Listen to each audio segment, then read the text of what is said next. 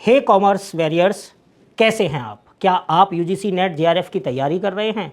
क्या आप भी कॉमर्स के कॉन्सेप्ट्स को लेकर थोड़ा बहुत परेशान हैं? तो आपकी इस परेशानी को हल करते हुए आज सिर्फ 3 मिनट में हम समझेंगे एक ऐसा कॉन्सेप्ट जो वन ऑफ मोस्ट इंपॉर्टेंट है। इस कॉन्सेप्ट का नाम है पेस्टल एनालिसिस, जो बिजनेस एनवायरनमेंट को समझने का एक बहुत ही महत्वपूर्ण टूल है। पेस्टल 6 ऐसे मैक्रो एनवायरमेंटल फैक्टर्स को दर्शाता है जो किसी भी व्यवसाय को प्रभावित करते हैं।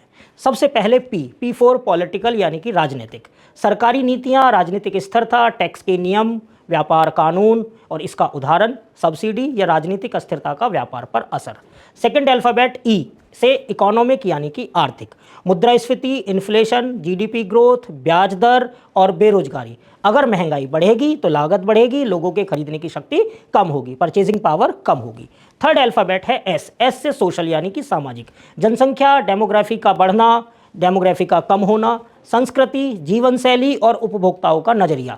जैसे स्वास्थ्य के प्रति जागरूकता बढ़ने से ऑर्गेनिक फूड, ऑर्गेनिक प्रोडक्ट्स की मांग बढ़ना। अगला अल्फाबेट आता है पेस्टल में टी फॉर टेक्नोलॉजिकल, यानी कि तकनीकी। नए नए आविष्कार, रिसर्च एंड डेवलपमेंट और बढ़ती हुई ऑटोमेशन। सोचिए कैसे ई कॉमर्स ने ट्रेडिशनल रिटेल को बदल कर रख दिया है। और नेक्स्ट अल्फाबेट आता है हमारा पेस्टल में ई फॉर एनवायरमेंटल, यानी कि पर्यावरणीय। जलवायु परिवर्तन, स्थिरता जिसे हम सस्टेनेबिलिटी बोलते हैं, और ग्रीन रेगुलेशंस। अब कंपनियां पर्यावरण के अनुकूल काम करने पर जोर दे रही हैं, और सच कहें तो उन्हें जोर देना पड़ रहा है। और सबसे लास्ट में आता है हमारा एल से लीगल, यानी कि कानूनी। रोजगार के रोज नए बदलते कानून, उपभोक्ता का बढ़ता हुआ संरक्षण और स्वास्थ्य सुरक्षा जैसे नए नए नियम। नया डेटा प्राइवेसी कानून इसका एक बहुत बड़ा उदाहरण है। तो हम पेस्टल का उपयोग क्यों करें? यह कंपनियों को बाहरी खतरों, यानी थ्रेट से, और अवसरों, यानी अपॉर्चुनिटीज को पहचानने में मदद करता है, खतरों से बचने में मदद करता है। अब इस पूरे पेस्टल को हम समझते हैं एक एग्जाम्पल से। एक स्मार्टफोन कंपनी के बारे में सोचिए, वो कोई सी भी कंपनी हो सकती है, आपका मोबाइल फोन भी। राजनीतिक, व्यापार युद्ध से टैरिफ का बढ़ना, यानी पॉलिटिकल। आर्थिक मंदी से बिक्री का घटना, यानी इकोनॉमिकल।